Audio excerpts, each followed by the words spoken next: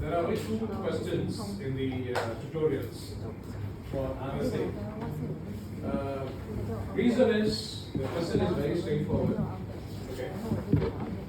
Question one says, suppose your RSA modulus is n is equal to 77.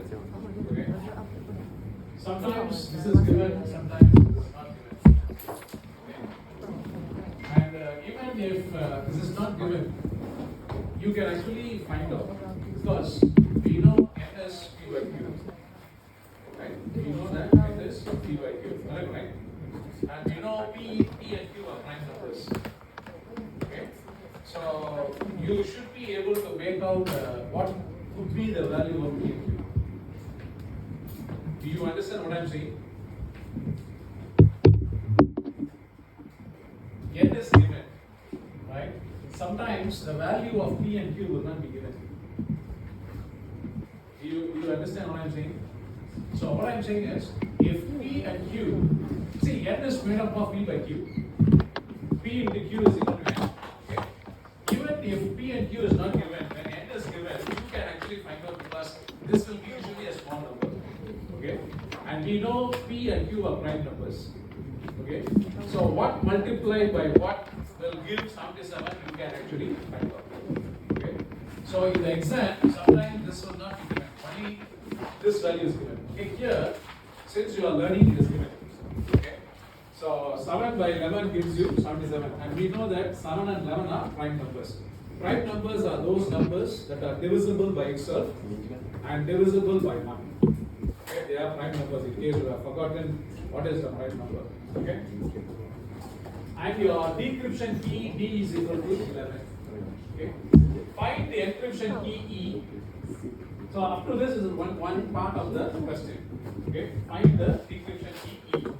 Sorry, encryption key E, sorry. Up to this is one part of the question. And then there's another part of the question that asks, is this possible for large values of n, say of the order of 1024 bits? So, what is possible here? Find the encryption key E. Okay, you asked to find the encryption key E. Yeah? So this part of the question is asking, is this possible if your value of n is of the order of 1024 bits? So what this means is, here n is not in the order of 1024 bits. Okay, because p is actually 8 bits and q also is 8 bits. Okay, p and q represent as 8 bits. I told you during this discussion, 7 means this is a binary here. If I write in 8 bits, 6 plus 2, 6 plus 1. Oh, 8, 4, 4, 2.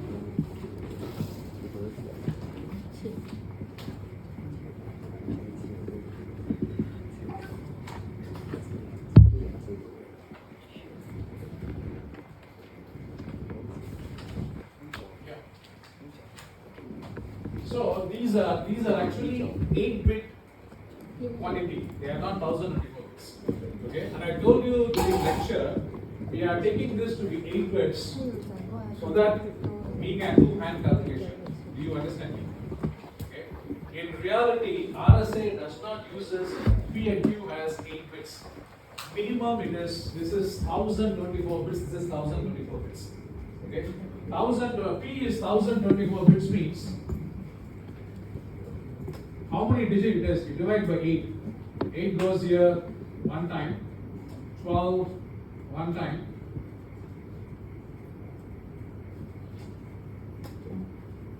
correct? Yeah. One time, no, 22. 22 means it goes 2 times 16, then 64. So your P will be 128 digits. You get me? Okay.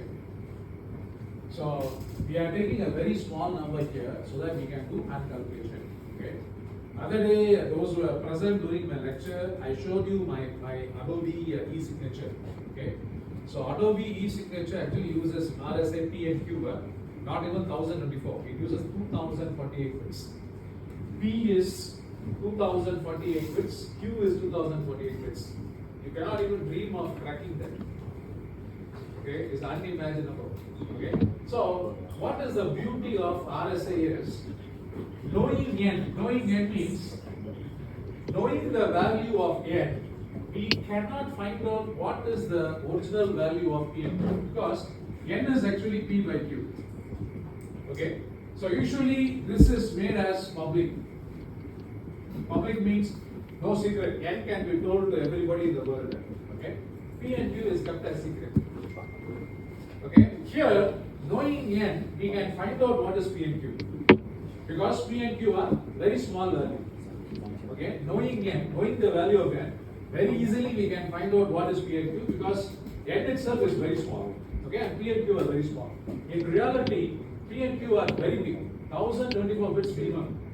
But normally, in practice means in real world environment, most of them will use 2048 bits.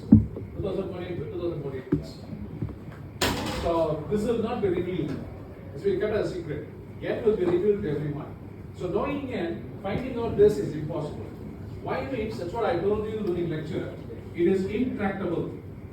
Knowing n, determining the value of P and Q is intractable. Intractable means inefficient. Okay, it will take many thousand years to solve it.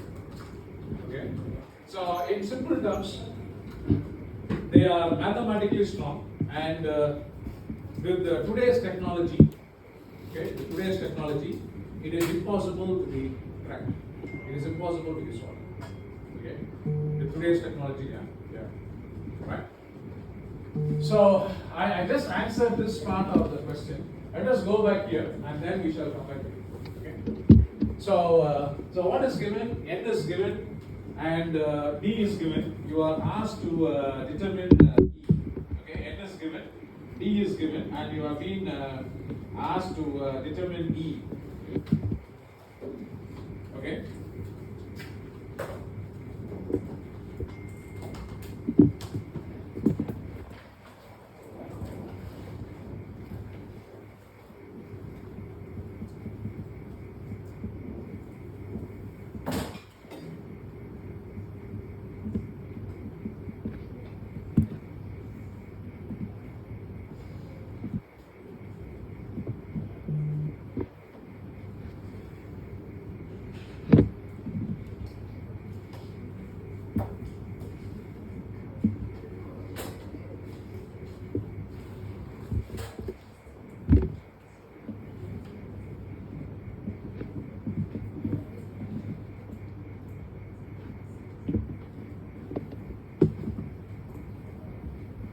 So we have the algorithm here. See, n is given up, okay, and what else was given?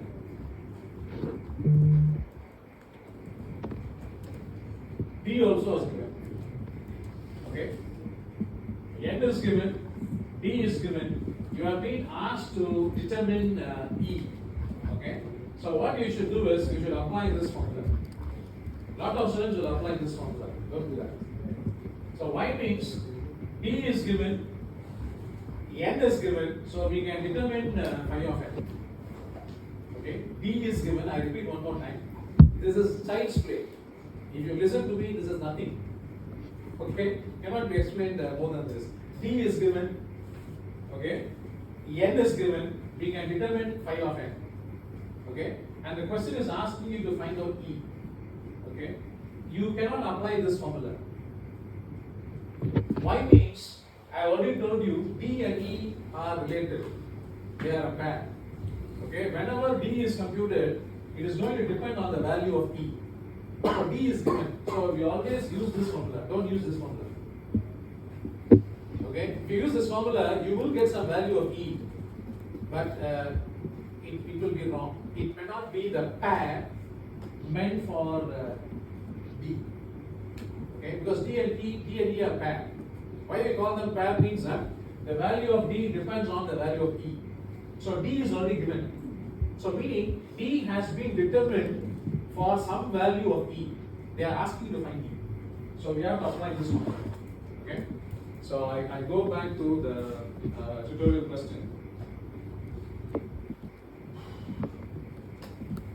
So we just say we know that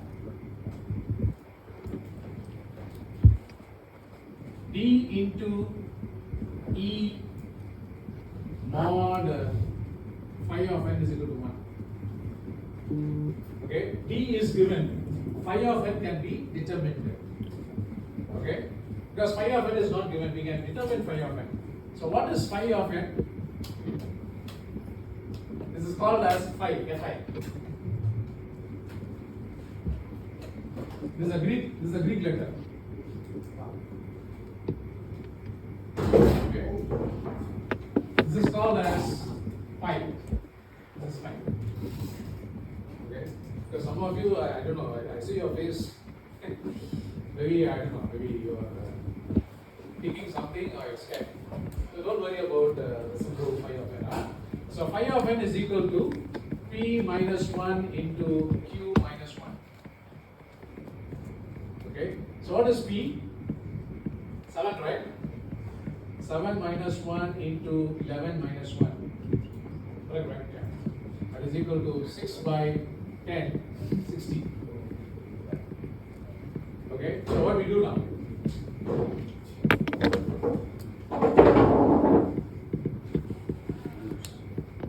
So we have to apply this formula, huh? E into E mod phi of n is equal to 1. Okay, so D is given. D is 11 and E we don't know. So we can just take it as 11E mod phi of n is 60 is equal to 1. Okay, so meaning you divide this number by 60, the remainder should be 1. Okay, if you divide this number by 60, the remainder should be 1. Mod is division, but it always takes the remainder. It doesn't take the quotient. Okay, so meaning I'm going to teach you 2 methods. One method I'll teach you, another method I will show a video on my time. You can go home and listen to it. Okay, so one method is we call it as hand thumb rule. Hand thumb rule means a simple hand calculation. Okay, using trial and error. So, what number divided by 60 will give you 1? 61 mod 60 will give you 1. Okay. Next possibility is 121 mod 60 will also give you 1. 181 mod 60 will also give you 1, and so on. Okay. So this number should be a multiple of this number plus 1. Do you understand what I'm saying? This number 11 here should be a multiple of 60 plus 1. Because this number divided by 60 should be equal to 1. Remainder equal to 1. Huh?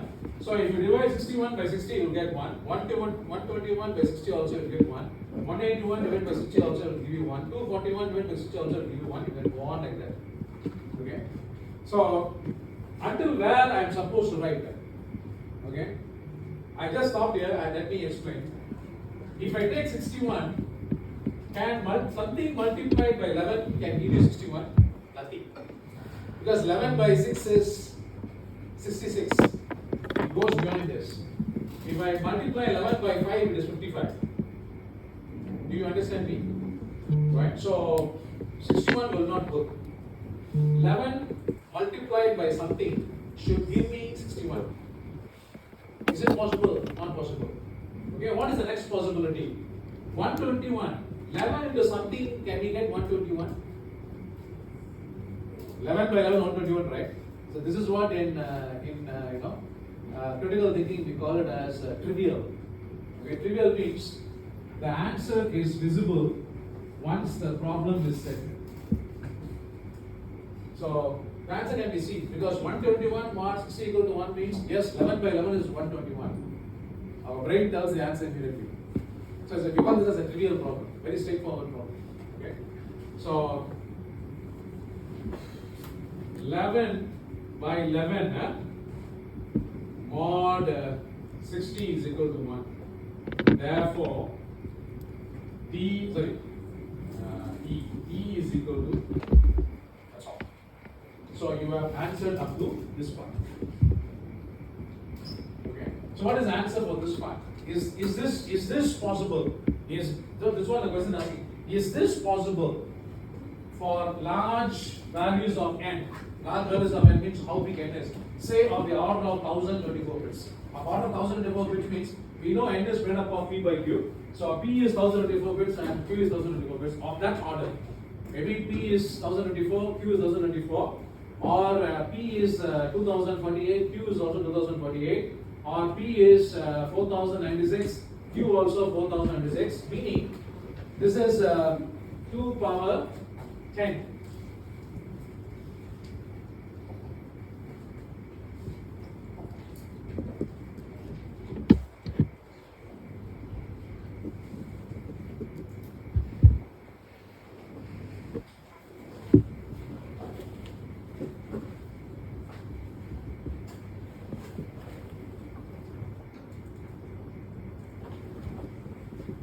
Goes on. This is what mean by order of 1024. Okay. So for this part, we just like 2 lines. This is not possible for large values of n, say of the order of 1024 bits, because knowing n, factoring it into the original value of p and q is intractable. Okay, we just say this is not possible for large value of n, say of the order of 1024 bits. Okay. Reason: knowing n, factoring n into the original value of p and q is intractable. So for this part you get 2 marks. This part, for this part, this working, you get 6 marks in the exam. Okay. In your tutorial, there are 2 questions.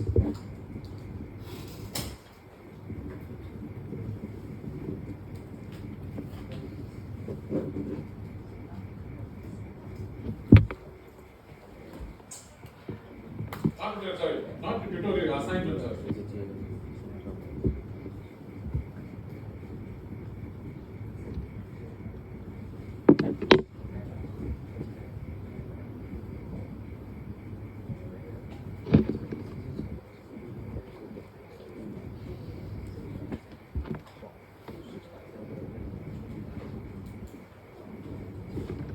This is very similar to what we discussed just now. N is given, you see P and Q is not given. Okay? E is given, asking you to find D. Show your work. And again, it's asking, is this possible? Okay? Because why I have explicitly mentioned show your work means you have to show this work. No need to, I have not written anything here. Any written text. No need for any explanation. Working means this is a working. Just show the working, no need to write any explanation. Okay? Okay, yeah? So what will be P and Q?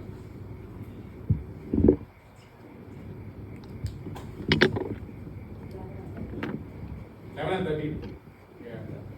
13 goes one time, 13 goes one time, 11.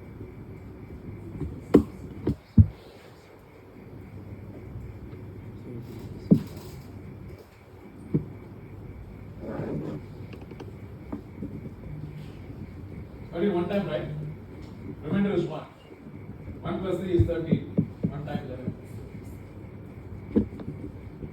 Okay, simple arithmetic. So P is, some of you may ask, so it is 11 and 13. Should I take this as P and this as Q, or should I take this as P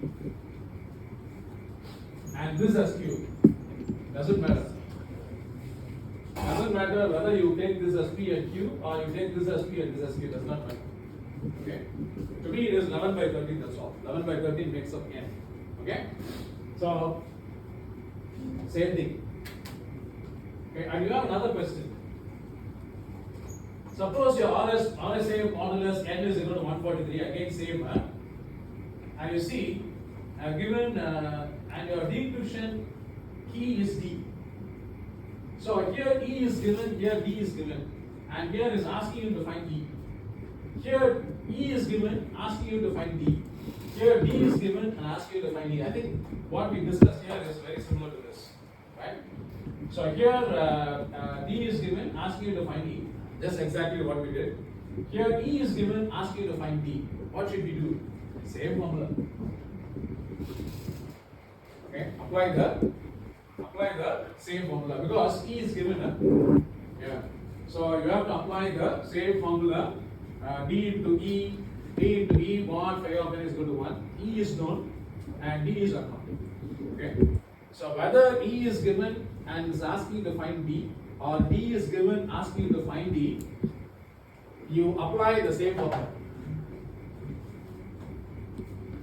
Okay. If you ask me when we should apply this, you won't get that in exam at all.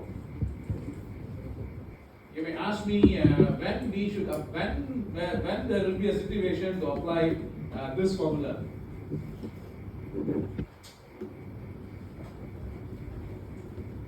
This formula to find E. Only when both D and E are not given. Neither D is given nor is E is given. Only then you apply this formula. Okay, but normally I don't ask this in the exam. But you do this where in your assignment. Okay, I think question number 3 or 4 I'll show you. Okay.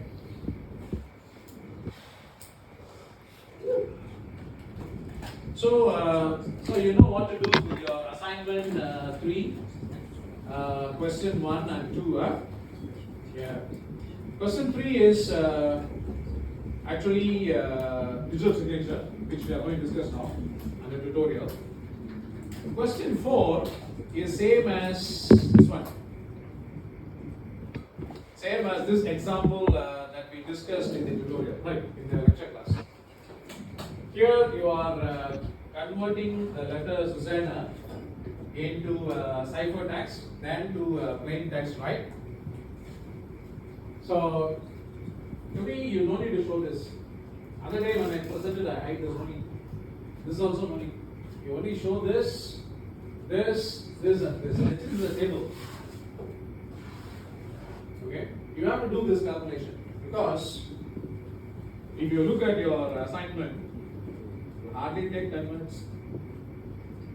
P and Q is given. It says P is 11, Q is 17. Okay? And it says derive the encrypted text for the plain text star and then decrypt the original plain text. You may show the encryption and decryption process or steps in terms of a simple table. The ASCII values for the uppercase English alphabets is given below. Because the ASCII value for uppercase letters and lowercase letters are different.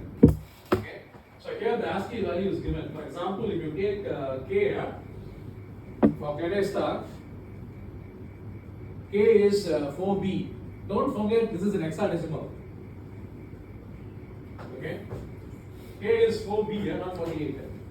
Because of the clarity of the projector, it looks like 48. It is actually 4B. Okay? This is hexadecimal. You know how to convert hexadecimal to decimal, right?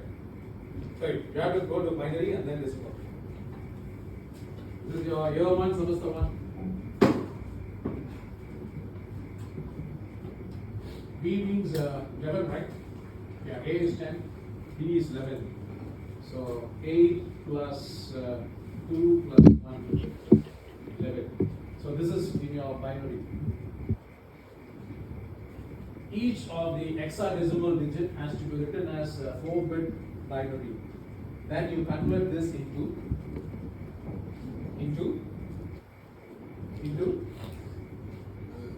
decimal. Okay. Yeah. You convert into decimal, and then you apply this formula. This formula. For example, first letter is K, right?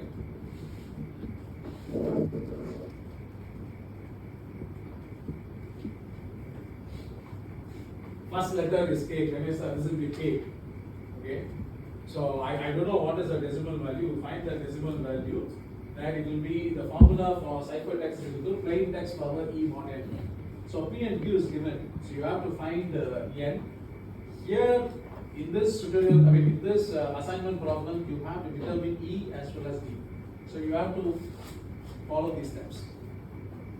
Okay, don't need any explanation. Just follow these steps. Determine n. P and Q is given. Determine n. Determine phi of n. Okay. Then determine E. Determine D. Then you apply the formula. Okay. For every plain text, the ciphertext is equal to plain text power E mod n. On the receiving side, plain text is equal to ciphertext D mod n. Okay. So this is your this is not for exam, huh? It's only for your assignment, because not everything can be asked in the exam. Certain things we test it, we evaluate in your assignment. Certain questions we evaluate in your test or exam. Okay.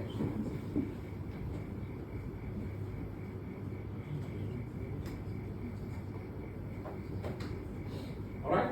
Any questions before I move to the next question? This is question number 4. Question number 5 is a simple essay, asking you to write about an essay about 5 to 6 pages on the public awareness and perception and acceptance of digital signatures in general and in Malaysia. When you say identify the popular certification authorities for digital signatures in Malaysia, I think there are 5 or 6 companies who have been authorized in Malaysia to issue the digital certificate. You just name them. I don't know, you can't find out. You can't find out. Post office, your post office or post office is one of them in Malaysia. Okay. Yeah, Post Malaysia. Your Post Malaysia is one of the certification authorities in Malaysia. So like that, there are 5 or 6. Okay, it says identify, just name them, no need to explain about that. Okay. What you need to explain is public awareness. Awareness means how, to what extent public are aware, knowledgeable about digital signatures. Okay. Perception means their viewpoint. Okay. And acceptance. Do they accept digital signatures? Today, digital signatures are common. As I showed you, I have been signing all my assignment using digital signatures for many years. Okay. Why in the sense? To create awareness among my own students. Just to create awareness, nothing to show off. But today, even in universities and many ministries, we don't sign, because when you sign manually, you have to photocopy. Okay. You may say I can take a picture with my handphone and put it there. That is not digital signature. That is actually e-signature. That one anybody can manipulate. Why? Once you put that your scribbled signature with a photo, anybody can crop it and put it. Okay. Yeah. So does that mean that my mom, she does a signature on a paper, did I just have to scan it as an initial signature? The e-signature. Oh no, my mom. Lot of them call the digital signature, not digital signature, e-signature. Digital signature I showed you during my lecture. Correct, right? You saw that, right?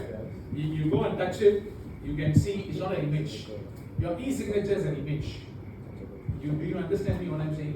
Your e-signature, what you sign, take a photo with your handphone and put it there, is e-signature is an image. Digital signature is not an image. You click there, you can see its properties. Okay? You go and put your cursor there, it will show a hand symbol. You touch it, it will show the properties. Okay, so today, lot of even ministries, government organization, private organization, they use digital signatures because it is more reliable than your hand signature. Okay, yeah. So just write a message. So let us go to tutorial question number 2, and then I will answer if you have any questions. So this question is, you have it as assignment 3 here, question number 3. Alice wishes to send an authenticated message m is equal to 5 to Bob using RSA algorithm, where Alice's public key n is equal to 33, e is 3, and private key d is equal to 7. All these are Alice's public key. Okay, Alice's key. So Alice's public key n is equal to 33, e is equal to 3, and private key d is equal to 7. So this public key and private key, they belong to Alice. Okay. Derive the signature that will be used by Alice. Explain how Bob would verify Alice's signature. How Bob would verify Alice's signature.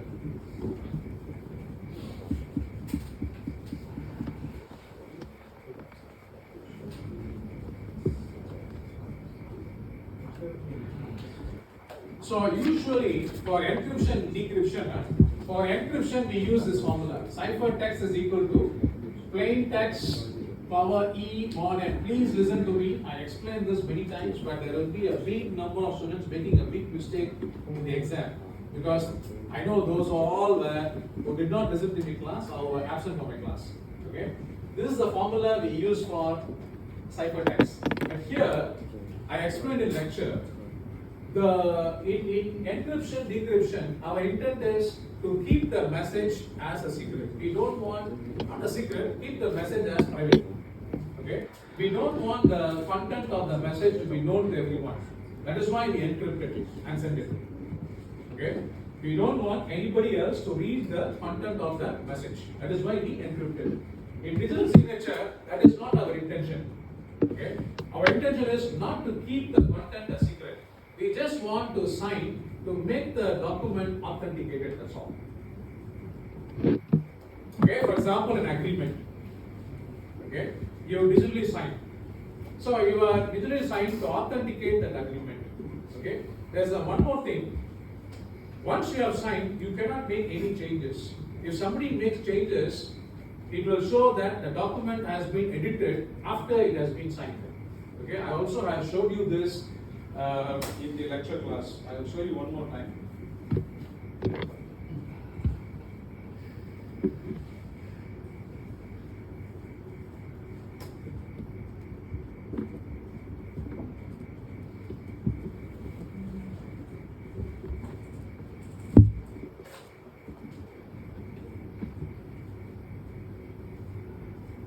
All these are the students on e-signature. Huh?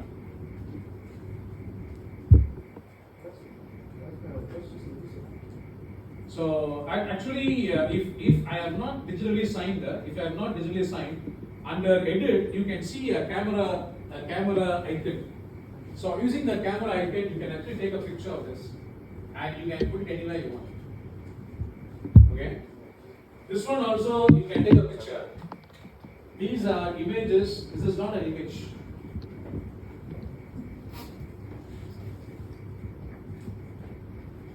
You can see I put my cursor here. You can see the hand symbol. It also says valid signature. This is digital signature. This is not an image. On top you can see signed and all signatures are valid. Okay. Even you change a small dot, full stop in the document, it will show that changes have been made to the document after signing it. Okay. So if you go and click this, you can see the properties. You can see signature properties. If it's an image, you cannot see that.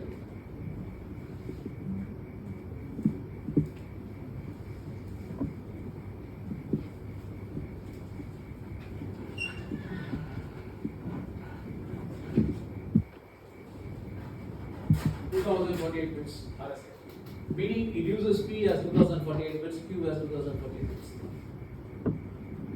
Don't ask me where is P and Q. We cannot show because P and Q is secret. Okay.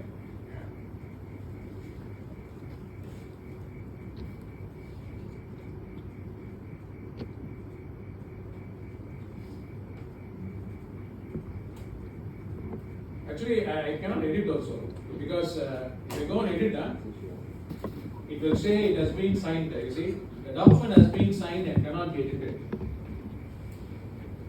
Okay, if still I want to edit, what I should do is, you cannot do it. What I can do is, I can clear the signature.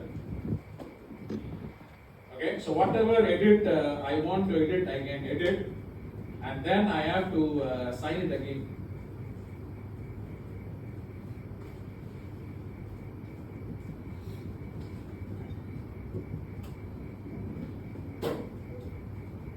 You see, I have to sign it again.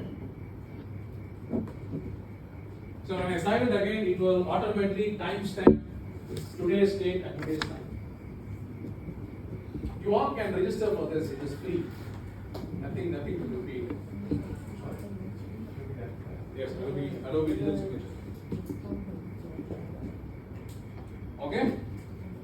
So you understand the difference, huh? Okay, let us go into. So if you observe, even though I have digitally signed the content of the document, you can read it. It's not a secret. It is not encrypted. The content is not encrypted or decrypted. The content remains as it is. Only the digital signature makes this document a valid document, an authenticated document. That's all. Okay. So you should not confuse between cryptography and digital signature. Cryptography, the purpose is different. Digital signature, the purpose is different. Encryption, decryption, the purpose is to keep the content private, confidential, secret. Okay. Whereas a digital signature, the content is not a secret. We are just authenticating the document by putting a signature. Okay. So normally today it has become very popular. We don't use pen and paper to sign anymore. Even MOUs, it's all sent across. And in Adobe we have a feature. You go and click, send it for signature. You can put the name.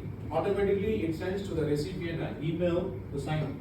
So it is tracked. All the signatures are tracked by Adobe. Okay. Okay, let us go to this problem now. Alice wishes to send an authenticated message m is equal to 5 to Bob using RSA algorithm. So this 5 is not going to be encrypted, but it's going to be digitally signed. Okay. So how Alice is going to sign? So normally ciphertext, this is the formula. Okay. You see, I'm going to tweak this formula for signature. Who is signing here? Alice, right? Alice wishes to send an authenticated message m is equal to 5 to Bob. Okay, Alice and Bob are fictitious characters used across the world in cryptography. Okay. So what I do is I write it as AS. Y means just to make sense for me. A means I mean Alice, and S means I mean signature. So I read this as Alice's signature. Alice's signature is equal to message power D mod N. That is, Alice uses her decryption key to sign the message. Okay, so what is the message? I don't use this formula. I just tweak it. The formula for ciphertext is equal to plain text power E mod N. But for signing, I'm using, instead of plain text message, instead of E, I use D. Why Alice uses the decryption key to sign means so that Bob can verify whether it is Alice's signature or somebody else's signature. Because the Adobe signature I showed you, I put Dr. Raja, right? You also can create. When you create, it's up to you what you want to put as your name. Okay? So you can put Dr. Raja and create an e-signature. So how somebody knows whether it is my digital signature or somebody else's digital signature? Correct, right? So what is the message? 5, right? What is the value of D? Is 7. Mod N. What is N?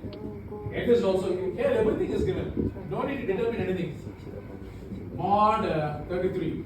5 power 7. I don't know. So I have to use my calculator.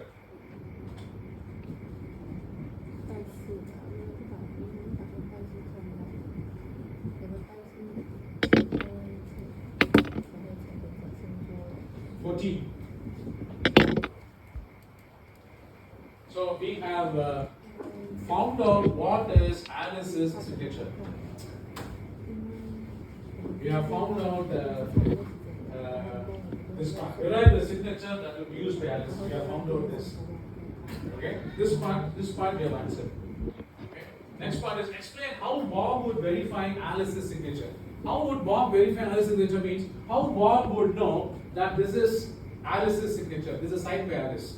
Okay. So I am going to say B suffix D. So what I mean is Bob verifies or Bob's verification. Bob's verification is equal to Alice's signature power E mod N. B is always secret. E is always public. Encryption key is always public. So what Bob will do is upon receiving this signature, he want to verify whether this is Alice's signature or not. So what he does is he takes Alice's signature power E. E is encryption key. It is always public. Okay, and we know what is the value of E, what is the value of A suffix X, what is the value of N. So A suffix S is 14, E is given as 3, and mod N. Mod N is 33, right? So again I use the calculator. Go here. 14 power 3 mod 33. 5. So what is 5? 5 is the original message. 5 is the original message. So Bob, by applying this formula, he gets back the original message 5. So it means this signature belongs to this. Okay. Why? Yeah? Remember, the public private key is always a pair. So this is the public key, this is the private key. This is a pair. Okay. So this public key, here also you have a private key, right? This is D is equal to private key, right? If you apply this public key with this private key, it will not work. Do you understand what I am saying? That is why it is called as a pair. Okay? Yeah. So E and 7 is a pair. So when Alice signs her message with her private key, if we apply the public key and get back the original message, then it means it should have been signed by Alice and nobody else. Okay? This public key will not work with any other private key except for this private key. Similarly, this private key will not work with any other public key except for this public key because they are tied to each other. When I explained encryption, I told you during lecture, right? So E can take multiple values. A lot of you are staring at me. I'm very scared. Guys, you have to read your material before you come for the next class. Otherwise, it's very difficult to follow what I'm saying. You see here, GCD of phi of n is 20 and E is 3. E can take many values. When E is 3, they are in D as 7. When you take E as 7, D will be 3. When E is 9, D will be something else. Because your formula is D into E mod phi of n. As E changes, your D also will change. Do you get me? So there are multiple values E can take. That is why this is a mathematical relationship. Value of D always depends on value of E. So they are tied to each other. That's why it is called as a public-private key pair. E is public, D is private. Okay, and that is why you have a central authority who actually generates this public-private key pair, and gives you the keys. Because N can be known, P and Q cannot be known. If you yourself generate, you know everything, right? If you yourself generate, you know what is P and Q, you know what is N, you know D, you know E. Yeah. That is why every country there are CAs, central authorities who are authorized to issue this public-private key pair at the certificate, security certificate. Okay, and that is why I gave you the question number 5.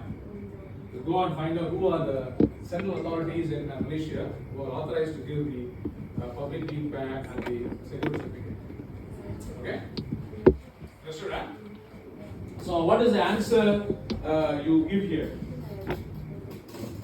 After here, if you see, I have not written anything here.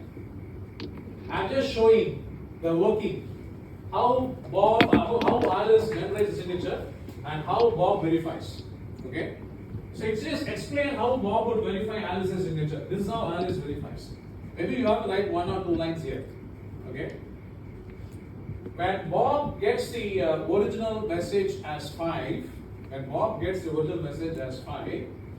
then it would have been signed only by Alice, because Alice's public key and private key is a pair. They are mathematically related. E is equal to 3 and D is equal to 7 is a pair. So this will work with this and this will work with this. It will not work with any other pair. Okay? Yeah. That's what I am writing here. Since Bob got the original message back, then it should have been signed only by Alice, as Alice's public key and private key is a pair. That's it. You get 8 marks for this. Okay. So question number 5, the exam would not even take 5 minutes. Okay. Yeah. To answer. All right. Okay. In this question, we found mod, right? So what happens if in your calculator you don't have a mod function? In your hard calculator there is no mod function. Okay, so you have to figure out in the internet how to find the mod of some number. Okay, and in times I also have given a video you can watch at home. It will explain you how to determine D when E is given. If you go down all the way here.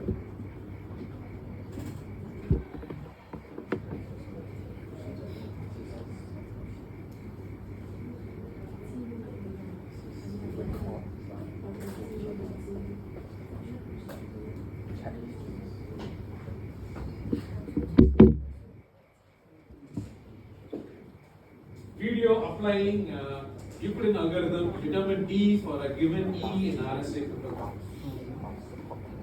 Okay, it's actually a simple hand calculation applying Euclidean algorithm or Euclid algorithm we call it as.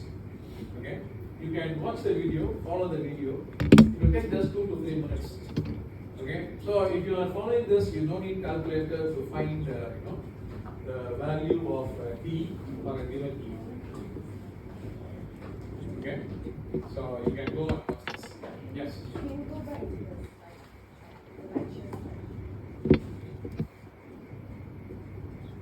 The next slide.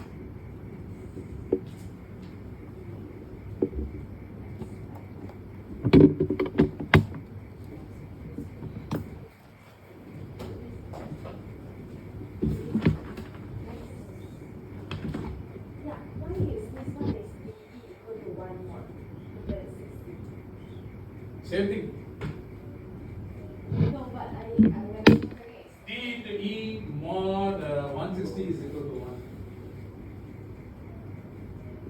We're just taking the other side. It is confusing, just forget about this, just take it as D into E mod phi of n is equal to 1. Also, take back the DE mod 160 equal to It 1. will be the same. If you are thinking this confusing, just take it as D into E mod phi of n is equal to 1.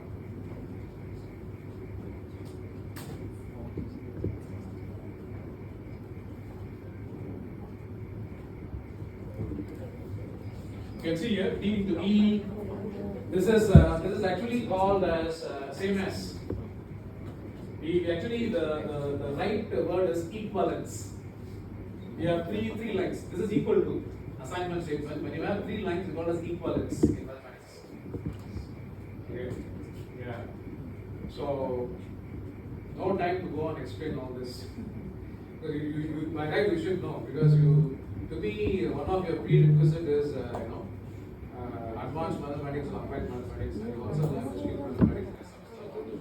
Okay, it's equivalence. So this is confusing. Just forget about it. Just take it as d into e mod phi of it is equal to 1. That's all. Make your life easy.